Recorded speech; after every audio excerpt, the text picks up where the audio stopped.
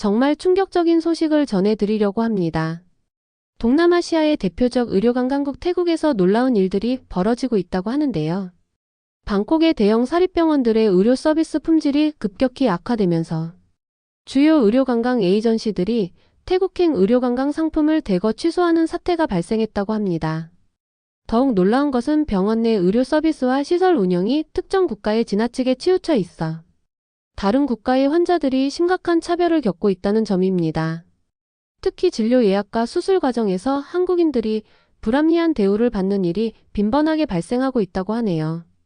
이로 인해 한국의 주요 의료관광 업체들이 태국행 상품을 축소하기 시작했고, 이는 태국 의료관광 산업에 심각한 타격을 주고 있다고 합니다. 이런 상황에서 스위스의 저명한 의료 서비스 품질 평가 전문가가 현장 조사를 위해 태국을 방문했다고 하는데요. 세계의료품질평가원 수석연구원이 직접 목격한 태국 의료시설의 충격적인 실상과 그 이면에 숨겨진 놀라운 진실을 지금 바로 알아보도록 하겠습니다. 구독과 좋아요, 알림 설정 부탁드리겠습니다. 안녕하세요. 제 이름은 소피아 베르거예요. 스위스 제네바에서 온 42살의 의료 서비스 품질평가 전문가죠. 세계의료품질평가원에서 수석연구원으로 일하고 있어요. 어릴 때부터 꼼꼼한 소피아라는 별명이 있을 정도로 세세한 것들을 놓치지 않는 성격이었는데, 이런 제 성격이 지금의 직업을 선택하는 데 큰 영향을 미쳤죠. 저는 스위스의 명문가 출신이에요. 할아버지는 노벨 생리의학상 후보에 오르셨던 저명한 의학자셨고, 아버지는 제네바 대학병원의 병원장을 지내셨죠. 어머니는 WHO에서 의료정책 자문위원으로 일하고 계세요. 저희 가족은 대대로 의료계에 몸담아왔고, 스위스의 의료 시스템이 세계 최고라고 자부해왔어요. 사실 이런 가정 환경 때문에 어린 시절부터 저는 상당한 프레셔를 받으며 자랐어요. 베르거 가문의 딸이라는 타이틀이 때로는 무겁게 느껴졌죠. 제네바 의과대학에서 의료 경영학으로 박사 학위를 받은 후 15년 동안 유럽 전역의 병원들을 평가해왔어요. 영국의 명문 병원들, 독일의 첨단 의료시설들, 프랑스의 유서 깊은 대학병원들. 수많은 의료기관을 보면서 이제 더 이상 놀라울 게 없겠다고 생각했죠. 제가 얼마나 오만했는지 모르겠네요.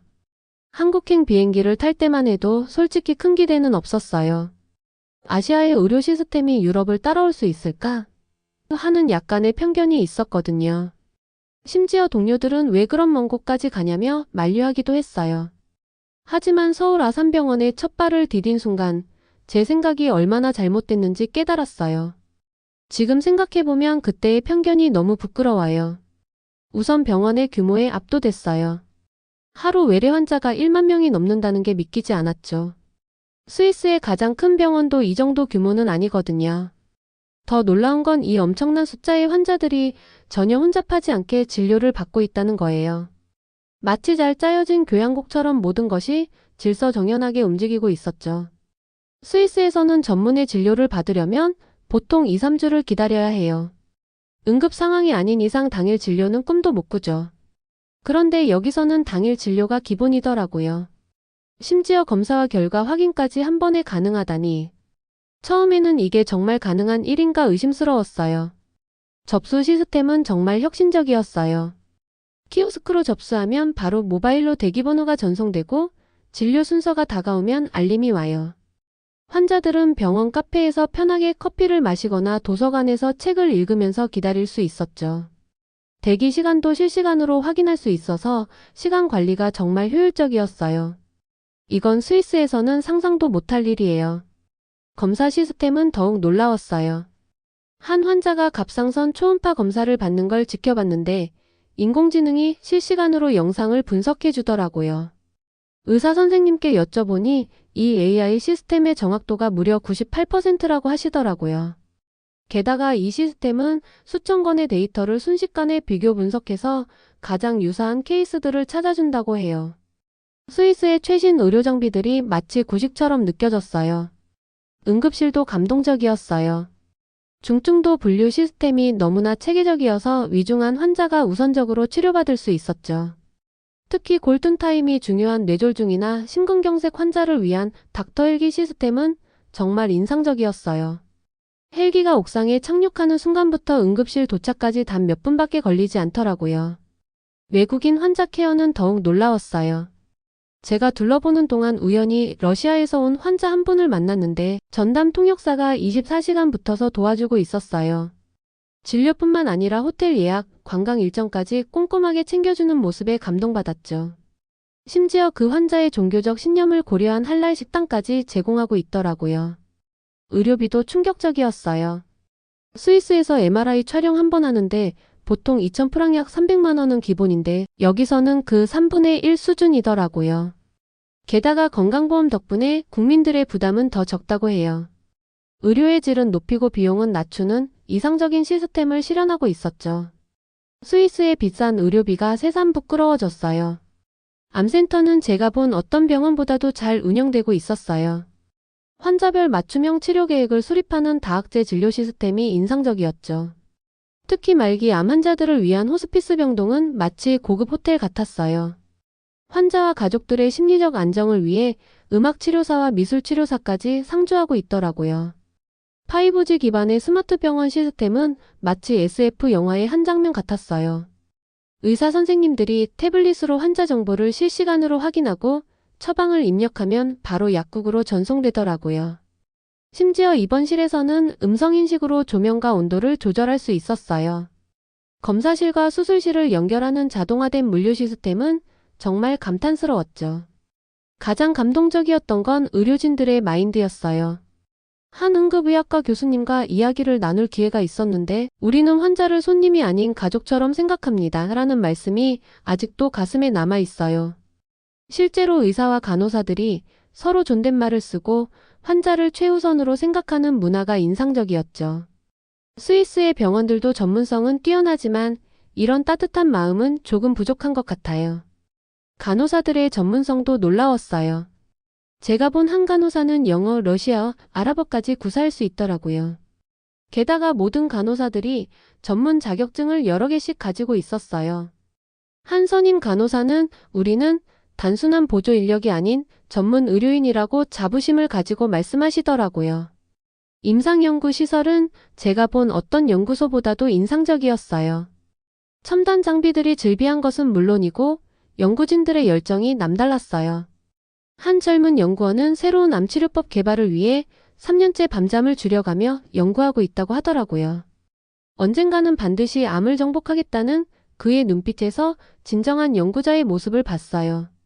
병원 곳곳에 설치된 로봇들도 미래지향적이었어요. 수술실에서는 다빈치 로봇이 정교한 수술을 돕고 있었고 복도에서는 물류 로봇이 검체를 나르고 있었죠. 심지어 안내 로봇은 영어, 중국어, 아랍어 등 다양한 언어로 환자들을 안내하고 있었어요. 특히 인상 깊었던 건 소아병동의 케어 로봇이었어요. 아픈 아이들과 놀아주면서 심리적 안정을 돕는 모습이 너무 사랑스러웠죠. 교육 시스템도 완벽했어요. 젊은 의사들을 위한 시뮬레이션 센터에서는 가상현실 VR을 활용한 수술 교육이 이뤄지고 있었고 간호사들을 위한 실습실은 마치 실제 병동을 옮겨놓은 것 같았어요. 평생 교육이 일상화되어 있어서 모든 의료진이 최신 의료기술을 습득하고 있었죠. 환자 안전 시스템도 철저했어요. 모든 약물에 바코드가 부착되어 있어서 투약 오류를 방지할 수 있었고 감염 관리도 완벽했죠. 특히 코로나19 대응 시스템은 정말 체계적이었어요. 음압병실이 충분히 갖춰져 있었고 선별진료소의 동선도 완벽하게 분리되어 있었죠.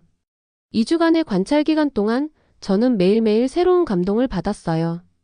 스위스 의료계에서 자부심을 가지고 일해온 제가 이렇게 겸손해질 수 있다는 게 신기할 정도였죠. 특히 환자 중심의 시스템, 최첨단 의료기술, 효율적인 운영 방식은 제가 평생 잊지 못할 경험이 됐어요. 마지막 날 병원장님과 면담할 기회가 있었는데 그분의 말씀이 아직도 귓가에 맴돌아요. 의료는 기술이 아닌 사람을 위한 것입니다. 우리는 항상 이 원칙을 잊지 않으려 노력합니다. 이 한마디가 한국 의료의 성공 비결을 모두 설명해 주는 것 같았어요. 이제 저는 다음 목적지인 태국으로 향합니다. 하지만 제 마음은 이미 한국의 의료 시스템에 완전히 매료되어 버렸어요. 앞으로 제가 평가하는 모든 병원에 한국의 사례를 제시할 생각이에요. 최고의 의료기술과 시설도 중요하지만 그것을 운영하는 사람들의 마음가짐이 더 중요하다는 걸 배웠거든요. 비행기를 타기 위해 공항으로 향하면서 문득 태국은 어떨지 궁금해졌어요. 동남아시아의 의료관광 강국이라는 태국의 병원들도 분명 배울 점이 있을 거라 기대했죠. 하지만 제가 곧 마주하게 될 현실은 제 예상을 완전히 뒤엎는 충격적인 것이었답니다. 방콕에 도착하자마자 저를 맞이한 건 후덥지근한 공기와 어수선한 분위기였어요. 택시를 타고 방콕의 유명 사립병원으로 향했는데 가는 길부터 불안한 예감이 들더라고요. 병원 외관은 화려했지만 뭔가 어색한 느낌이 들었어요. 현관에 들어서자마자 제가 왜 그런 느낌을 받았는지 알 수 있었어요. 로비는 마치 고급 호텔처럼 꾸며져 있었지만 정작 중요한 의료시설은 놀라울 정도로 낙후되어 있었거든요. 외관의 화려함이 실상을 가리는 베일이었던 거죠. 수술실을 둘러보면서는 정말 가슴이 철렁했어요. 소독 상태가 의심스러웠고 수술 도구들은 녹이 슬어 있었죠. 한 간호사는 멸균기가 자주 고장나서 재사용 기구들을 끓는 물에 소독한다고 말하더라고요. 의료 선진국에서는 상상도 할 수 없는 일이었죠. 특히 충격적이었던 건 중환자실의 상황이었어요. 모니터링 장비들이 제대로 작동하지 않았고 산소 공급 장치도 오래된 모델이었죠. 한 보호자는 밤에는 간호사가 한 명도 없을 때가 있다고 털어놓더라고요. 24시간 집중 관리가 필요한 중환자실에서 있어서는 안 될 일이죠. 의료진들의 태도도 실망스러웠어요. 의사들은 환자의 질문에 불친절하게 답하거나 아예 무시하기도 했어요. 한 젊은 의사는 진료 중에 계속 휴대폰으로 문자를 주고받더라고요. 환자에 대한 기본적인 존중이 부족해 보였죠. 더 큰 문제는 의료사고가 발생했을 때의 대처 방식이었어요. 제가 방문한 기간 동안에도 수술 후 심각한 감염 사례가 있었는데 병원 측은 이를 은폐하려 했어요. 환자의 알 권리는 무시된 채 모든 것이 비밀리에 처리되더라고요. 약국에서도 충격적인 광경을 목격했어요. 유통기한이 지난 약들이 여전히 진열되어 있었고 일부 약품은 보관 온도도 제대로 지켜지지 않고 있었죠. 처방 전 확인도 대충대충 이뤄져서 투약 오류의 위험이 매우 컸어요. 의료기록 관리도 엉망이었어요. 환자의 개인정보가 담긴 차트가 아무렇게나 놓여 있었고 컴퓨터 비밀번호는 모든 직원이 공유해서 사용하고 있었죠. 개인정보 보호라는 개념 자체가 없어 보였어요. 그런데 더 놀라운 건 이런 상황에서도 일부 고위 관리자들은 우리 병원이 동남아시아 최고라며 자부심에 차 있다는 거예요. 현실을 직시하지 못하는 이런 태도가 개선에 큰 걸림돌이 되고 있었죠. 연구시설은 아예 찾아볼 수도 없었어요. 의사들은 연구는 사치라며 진료만으로도 충분히 바쁘다고 하더라고요. 의학의 발전을 위해서는 임상과 연구가 균형을 이뤄야 하는데 이런 인식이 너무 아쉬웠어요. 응급실은 그야말로 혼돈 그 자체였어요. 중증도 분류가 제대로 이뤄지지 않아서 경미한 증상의 환자가 먼저 진료를 받는 경우도 있었죠. 심지어 응급약품이 부족해서 보호자가 직접 약국에 다녀와야 하는 상황도 목격했어요. 교육 시스템도 전무했어요. 젊은 의료진들의 교육은 전적으로 선배들의 경험에 의존하고 있었고 체계적인 훈련 프로그램은 없었죠. 한 젊은 간호사는 실수하면서 배운다고 말하더라고요. 이런 상황들을 지켜보면서 한국의 의료 시스템이 얼마나 훌륭한지 다시 한번 실감했어요. 하지만 더 큰 충격은 아직 남아 있었죠. 바로 이 모든 문제의 배후에 특정 국가들의 영향력이 자리 잡고 있었다는 사실을 발견하게 되는데 접수 데스크에서 첫 충격을 받았어요. 태국어를 모르는 외국인 환자가 통역을 요청했는데 직원은 그저 어깨만 으쓱하더라고요. Sorry, no English today. 라는 말만 반복하면서 다른 환자를 부르기 시작했어요. 서울에서 받던 다국어 통역 서비스가 새삼 그리워지는 순간이었죠. 대기실의 상황은 더 심각했어요. 에어컨이 고장났는지 후덥지근했고 환자들은 불편한 플라스틱 의자에 빽빽이 앉아 있었어요. 대기 시간을 물어보니 3-4시간은 기본이라는 답변이 돌아왔죠. 한국에서 경험한 효율적인 예약 시스템이 얼마나 대단했는지 다시 한번 실감했어요. 의료 장비들을 살펴보면서는 정말 깜짝 놀랐어요. CT 스캐너가 고장난 채로 방치되어 있었는데 수리하는 데만 3개월이 걸린다고 하더라고요. 응급 상황이 발생하면 다른 병원으로 환자를 이송해야 한다고 해요. 심지어 그 병원도 40분이나 걸리는 거리에 있었죠. 위생 상태는 정말 심각했어요. 화장실은 청소가 제대로 되지 않은 듯 악취가 났고 검사실 바닥에는 사용한 주사기가 그대로 떨어져 있더라고요. 의료진들은 이런 상황이 마치 일상인 것처럼 무덤덤하게 지나다니고 있었어요. 한 검사실에서는 충격적인 광경을 목격했어요. 혈액 검사 결과를 수기로 기록하고 있었거든요. 전산화는커녕 종이 차트에 연필로 적고 있었어요. 오기입의 위험이 너무나 컸죠. 게다가 이 종이들을 보관하는 곳이 그냥 일반 창고더라고요. 의료비 청구 체계도 문제였어요. 외국인에게는 터무니없이 비싼 금액을 요구하고 있었죠. 한 미국인 환자는 간단한 맹장 수술에 2만 달러 약 2천만 원을 청구받았다며 분통을 터뜨리고 있었어요. 더 놀라운 건 이 금액에 대한 상세 내역조차 제공되지 않았다는 거예요. 며칠간의 조사를 통해 태국 병원의 문제가 단순한 관리 부실이 아니라는 걸 깨달았어요. 그 이면에는 더 큰 문제가 숨어 있었죠. 우연히 알게 된 태국 의사 한 분의 제보로 충격적인 사실들을 알게 됐어요. 처음 실마리는 병원 소유권 구조에서 발견됐어요. 표면적으로는 태국 현지 법인이었지만 실제로는 중국계 투자회사들이 지배하고 있었죠. 이 회사들은 의료의 질보다는 단기 수익에만 관심이 있었어요. 그래서 필수 의료장비 교체는 미루면서 화려한 로비 인테리어에만 투자하고 있었던 거예요. 더 충격적인 건 일본인 의사들의 불법 진료였어요. 태국 의사 면허도 없이 성형수술을 하고 있었거든요. 한 간호사의 증언에 따르면 이들은 일본에서 의사 면허가 정지된 사람들이었다고 해요. 하지만 병원 경영진은 이를 알면서도 묵인하고 있었죠. 의료기기 구매 과정에서도 비리가 있었어요. 중국산 저가 의료기기를 고가의 유럽산으로 속여서 구매하고 차액은 경영진이 나눠 가지고 있었죠. 심지어 일부 기기는 중고품인데도 새 제품인 것처럼 서류를 조작했다고 해요. 중국 관광객들을 위한 특혜도 심각했어요. 전용 진료실이 따로 있었고 대기 시간도 없었죠. 반면 다른 국가 환자들은 몇 시간씩 기다려야 했어요. 특히 한국 환자들에 대한 차별이 심했는데 이는 일본인 관리자의 지시였다고 해요. 약품 구매에서도 문제가 있었어요. 중국 제약회사의 약품만 우선적으로 구매하도록 되어 있었죠. 더 효과가 좋은 다른 나라의 약품이 있어도 구매할 수 없었어요. 한 약사는 효과는 떨어지지만 어쩔 수 없이 써야 한다며 한숨을 쉬더라고요. 병원 내 상업시설 임대도 편파적이었어요. 중국계 업체들은 특혜 계약을 받았지만 다른 나라 업체들은 터무니없이 비싼 임대료를 요구받았죠. 심지어 20년 넘게 운영해온 한국 식당도 강제로 퇴출당했어요. 의료 데이터 관리도 심각한 문제가 있었어요. 환자들의 개인정보가 무단으로 중국의 한 데이터 회사에 넘어가고 있었거든요. 이건 명백한 의료법 위반이었지만 누구도 문제 삼지 않았어요. 일본계 경영진의 비윤리적인 행태도 발견했어요. 그들은 한국 의료기관과의 협력을 의도적으로 방해하고 있었죠. 한국에서 연수를 받으려는 의료진들의 신청을 계속 반려하고 한국의 선진 의료 시스템 도입 제안도 묵살했어요. 일본식 운영이 최고라는 고집 때문이었죠. 의료사고 처리 과정에서도 이중잣대가 있었어요.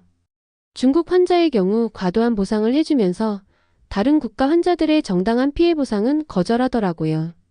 특히 한국 환자들의 민원은 아예 접수조차 거부하는 경우도 있었어요. 인사 채용에서도 차별이 있었어요. 중국어나 일본어가 가능한 직원만 우대하면서 다른 언어 가능자는 채용에서 배제했죠. 실력 있는 태국 의료진들도 중국어를 못한다는 이유로 승진해서 누락되는 일이 비일비재했어요. 의료 연구비 지원도 편파적이었어요. 중국이나 일본과 관련된 연구에만 예산이 집중됐죠. 다른 국가와의 공동 연구는 예산 부족을 이유로 거절당했어요. 한 연구원은 이런 식으로는 의학 발전이 불가능하다며 사직서를 제출하더라고요. 의료기기 유지 보수도 문제였어요. 일본 업체와 독점 계약을 맺어서 간단한 수리도 일본에서 기술자가 와야 했죠. 당연히 수리 비용은 터무니없이 비쌌고 수리 기간도 길어서 환자들이 큰 불편을 겪었어요. 약품 처방에서도 이상한 점을 발견했어요. 특정 중국 제약회사의 약품을 과다 처방하도록 지시가 내려왔다고 해요. 의사들이 반발했지만 경영진은 매출 목표를 맞추기 위해 불가피하다며 강요했죠. 환자 대기실에서는 중국 방송만 틀어주고 안내문도 중국어가 가장 크게 표시되어 있었어요. 다른 외국인 환자들은 불편을 호소했지만 개선되지 않았죠. 심지어 일부 중요한 의료 동의서는 중국어로만 제공되기도 했어요. 가장 심각했던 건 의료 장비 구매 과정의 비리였어요. 일본의 한 의료기기 회사가 뒷돈을 주고 독점 계약을 따냈다는 사실을 알게 됐죠. 더 좋은 성능의 다른 장비들은 고려조차 되지 않았어요. 이런 상황에서 의료진들의 사기는 바닥을 쳤어요. 실력 있는 의사들이 하나둘 병원을 떠나기 시작했고 남은 사람들도 무기력증을 호소했죠. 돈이 최우선인 병원에서 진정한 의술을 펼칠 수 없다는 말이 가슴에 와닿았어요. 이런 문제들을 현지 언론에 제보하려 했지만 묵살당했다고 해요. 알고 보니 해당 언론사도 중국 자본이 들어와 있었던 거죠. 진실을 알리고 싶어도 알릴 수 없는 상황이었어요. 이런 충격적인 실태를 조사하면서 이게 단순히 한 병원의 문제가 아니라는 걸 깨달았어요. 태국 의료계 전반에 퍼져 있는 구조적인 문제였죠. 그리고 이런 상황이 결국 태국 의료관광 산업의 몰락으로 이어지게 되는데 태국 의료관광의 몰락은 충격적인 통계로 드러났어요. 태국 관광청 자료에 따르면 2024년 1월 기준 의료관광객 수는 전년 동기 대비 47% 감소했고 특히 한국인 의료관광객은 68%나 급감했어요. 방콕의 대형 사립병원들은 한산해졌고 특히 한국인 환자들을 위한 진료실은 텅 비어있는 날이 많았죠. 예전에는 예약하기도 힘들었던 명의들의 진료실도 이제는 당일 진료가 가능할 정도예요. 의료관광 업계가 가장 먼저 타격을 받았어요. 방콕 최대 규모의 의료관광 에이전시 헬스케어 타이의 CEO 파리짜 씨는 충격적인 수치를 공개했어요. 한국 환자들은 우리 매출의 40%를 차지했는데 지금은 거의 찾아볼 수 없어요. 전체 매출이 70% 이상 감소했고 직원 80명 중 절반을 해고해야 했죠. 20년 동안 의료관광 시장을 키워왔는데 이렇게 무너질 줄은 몰랐어요. 파리짜 씨의 회사는 그나마 버티고 있는 편이에요. 다른 중소의료관광 업체들은 더 심각한 상황이었죠. 수쿰빗 거리에만 100여 개가 넘던 의료관광 에이전시 중 60%가 폐업했고 나머지도 간판만 걸어둔 채 실제로는 영업을 하지 않고 있어요. 한때 의료관광의 메카로 불리던 수쿰빗 거리는 이제 고스트 타운이 되어가고 있었죠. 병원 내 한국어 통역사들의 상황은 더 비참했어요. 20년 넘게 일해온 통역사 수찬 씨는 월 수입이 8만 바트에서 0바트가 됐어요. 이제는 온라인 쇼핑몰 통역 일을 하며 겨우 생계를 유지하고 있어요 라며 눈물을 보였죠. 그는 자녀들의 학비도 못 내서 자퇴를 시켜야 했고 방콕 시내의 집을 교외의 작은 아파트로 옮겨야 했대요. 수찬 씨 같은 통역사들의 이야기는 너무나 많았어요. 방콕 시내 주요 병원에서 일하던 한국어 통역사 300여 명 중 대부분이 실직했죠. 이들 중 일부는 한국어 강사로 전향했지만 이마저도 쉽지 않았어요. 한국 관광객이 줄어들면서 한국어 학원도 문을 닫는 곳이 많았거든요. 대형 병원들의 타격은 더욱 심각했어요. 방콕의 5성급 국제병원들의 병상 가동률이 85%에서 30%대로 폭락했고 진료비도 50% 이상 하락했어요. 특히 한국인들이 선호하던 수쿰빗 지역의 병원들이 큰 타격을 받았죠. 방콕 최대 규모의 범룩납 병원은 한국인 전용 진료소를 완전히 폐쇄했고 직원 600명 중 250명을 해고해야 했어요. 한때 태국 의료관광의 상징이었던 범룩납 병원의 몰락은 상징적이었어요. 15층짜리 병원 건물 중 5개 층이 완전히 폐쇄됐고 호화로운 VIP 병동은 일반 병실로 전환됐죠. 병원 로비에서 만난 한 간호사는 예전에는 헬리콥터로 오는 VIP 환자들도 많았는데 이제는 일반 태국 환자들도 줄어들고 있어요 라며 한숨을 쉬었어요. 의료 관련 산업도 연쇄적으로 무너졌어요. 의료기기 납품업체의 40%가 문을 닫았고 의료통역 전문 학원들도 줄도산했죠. 방콕 시내에만 30개가 넘던 의료통역 학원들이 이제는 5개도 채 남지 않았어요. 학원에서 강의하던 강사들은 대부분 실직했고 일부는 온라인 과외로 겨우 생계를 유지하고 있었죠. 특히 심각한 건 의료 특수 서비스 업체들의 몰락이었어요. 환자 송영 전문 리무진 회사들은 대부분 문을 닫았고 환자식 전문 케이터링 업체들도 도산했죠. 20년 넘게 의료관광객 전용 숙소를 운영해온 메디텔 의료관광 전용 호텔들도 줄줄이 폐업했어요. 수쿰빗 지역의 유명 메디텔 힐링스테이의 주인 위차이 씨는 방 150개가 있는데 지금은 10개도 채우기 힘들어요. 직원들 월급도 못 줄 지경이에요 라고 털어놨죠. 의료진들의 해외 유출도 심각한 수준이에요. 태국의 유명 성형외과 의사들이 베트남으로 대거 이직했고 피부과 전문의들은 싱가포르의 러브콜을 받아 떠났죠. 특히 젊은 의사들의 해외 진출이 급증했어요. 방콕이대 출신 성형외과 전문의 탐마사 씨는 더 이상 태국에서 미래가 보이지 않아요. 베트남에서는 더 나은 대우와 기회를 제공해주고 있어요 라며 떠나는 이유를 설명했죠. 간호사들의 해외 유출도 심각해요. 지난해에만 2,000명이 넘는 간호사들이 중동과 유럽으로 떠났죠. 특히 ICU나 수술실 같은 특수부서 간호사들의 이직이 많았어요. 중환자실 수간호사였던 수파펀 씨는 두바이에서 받는 급여가 태국의 4배예요. 게다가 근무 환경도 훨씬 좋아요 라고 말했죠. 의과대 학생들의 해외 진출도 늘고 있어요.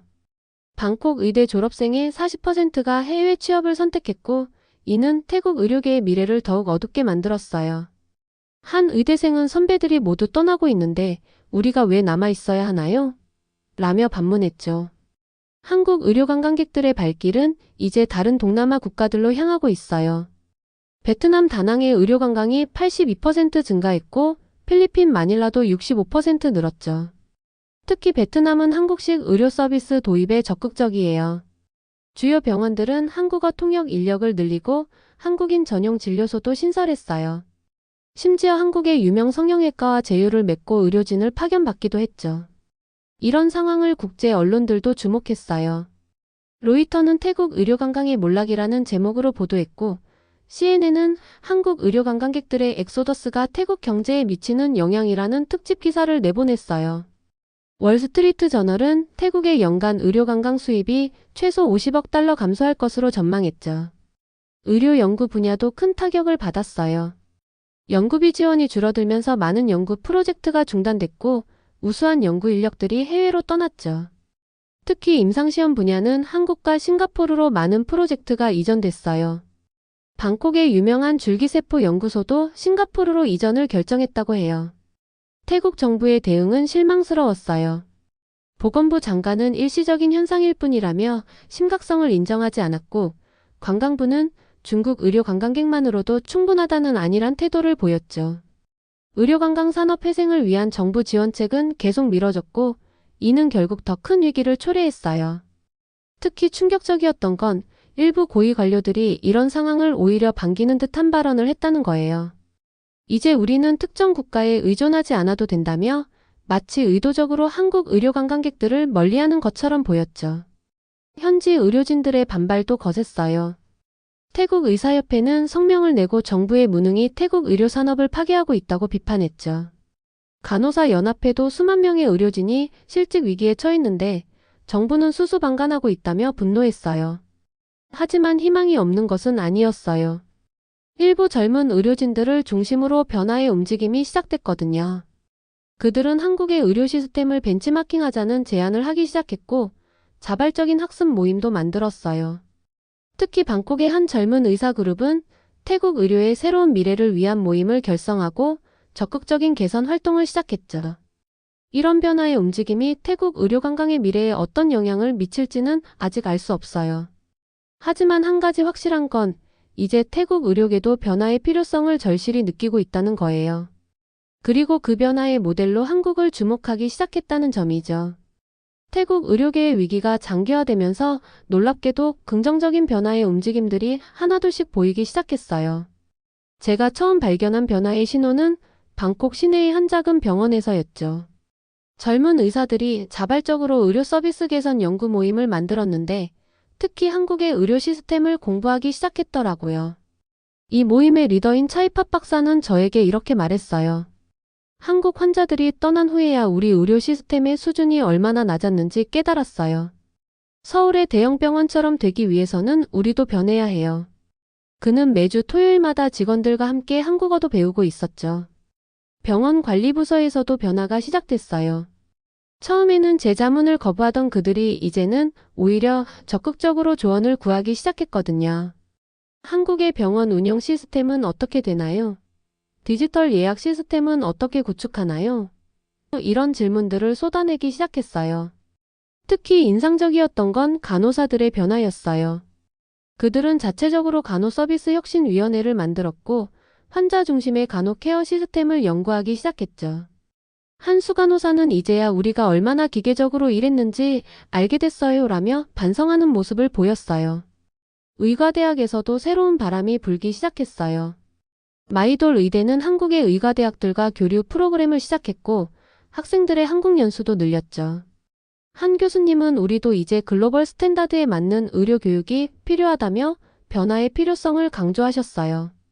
의료시설의 현대화도 적극적으로 추진되기 시작했어요. 오래된 의료 장비들을 교체하고 디지털 차트 시스템도 도입하기 시작했죠. 특히 감동적이었던 건 의료진들이 자발적으로 급여, 삭감을 감수하면서까지 병원 시설 개선에 동참했다는 거예요. 환자 응대 방식도 완전히 달라졌어요. 모든 직원들이 기본적인 외국어 교육을 받기 시작했고 환자 응대 매뉴얼도 새롭게 만들어졌죠. 한 접수 담당자는 예전에는 외국어 공부가 귀찮았는데 이제는 필수라는 걸 알게 됐어요 라며 달라진 인식을 보여줬어요. 위생 관리도 혁신적으로 바뀌었어요. 청소 담당자들이 한국의 병원 청소 방식을 벤치마킹하기 시작했는데 놀랍게도 자발적으로 청소 체크리스트를 만들어 관리하더라고요. 한 청소 관리자는 이제야 깨끗한 환경이 치료의 시작이라는 걸 이해하게 됐어요 라고 말했죠. 의료 연구 분야도 활기를 되찾기 시작했어요. 젊은 연구진들이 중심이 되어 새로운 연구 프로젝트들을 시작했고 특히 한국의 의료기관들과 공동 연구를 추진하기 시작했죠. 줄기세포 연구소의 한 연구원은 이제 우리도 세계적 수준의 연구를 할 수 있다는 자신감이 생겼어요 라며 희망찬 미소를 지었어요. 태국 정부의 태도도 서서히 바뀌기 시작했어요. 보건부는 의료 서비스 혁신 5개년 계획을 발표했고 의료관광산업 발전을 위한 대규모 예산도 편성했죠. 특히 주목할 만한 건 한국의 의료 시스템을 벤치마킹하겠다고 공식 발표했다는 거예요. 의과대학 교육과정도 개편됐어요. 환자 중심의 진료, 의료윤리, 커뮤니케이션 스킬 등이 필수 과목으로 지정됐고 학생들의 해외 연수도 의무화됐죠. 한 의대생은 이제 의사가 된다는 건 단순히 병을 고치는 게 아니라는 걸 배우고 있어요 라며 달라진 교육 환경을 설명했어요. 의료장비 관리 시스템도 획기적으로 개선됐어요. 정기적인 점검과 교체가 의무화됐고 응급 상황에 대비한 백업 시스템도 구축됐죠. 의공학과 직원은 이제는 장비 하나가 고장나도 바로 대처할 수 있어요 라며 자부심을 보였어요. 특히 감동적이었던 건 의료진들의 달라진 마음가짐이었어요. 우리도 할 수 있다는 자신감이 생기기 시작한 거죠. 한 젊은 의사는 위기가 우리를 변화시켰고 이제는 그 변화가 우리의 힘이 되고 있어요 라고 말했어요. 물론 아직 갈 길이 멀어요. 오랫동안 굳어진 관행들을 바꾸는 건 쉽지 않은 일이니까요. 하지만 적어도 변화의 방향은 올바르게 잡혀가고 있다고 생각해요. 태국이 한국의 선진 의료 문화를 배우면서 자신들만의 특색을 살린 새로운 의료 문화를 만들어갈 수 있을 거예요. 이제 저는 스위스로 돌아가지만 태국의 변화를 계속 지켜볼 생각이에요. 제가 속한 세계의료품질평가원에서도 태국의 변화 과정을 꾸준히 모니터링하고 필요한 자문을 제공할 예정이에요. 언젠가 태국이 한국처럼 세계적인 의료 선진국으로 거듭나는 날을 보게 되길 기대하면서요. 지금까지의 사연 어떻게 들으셨나요? 다음에 더 재밌는 사연으로 돌아올게요. 감사합니다.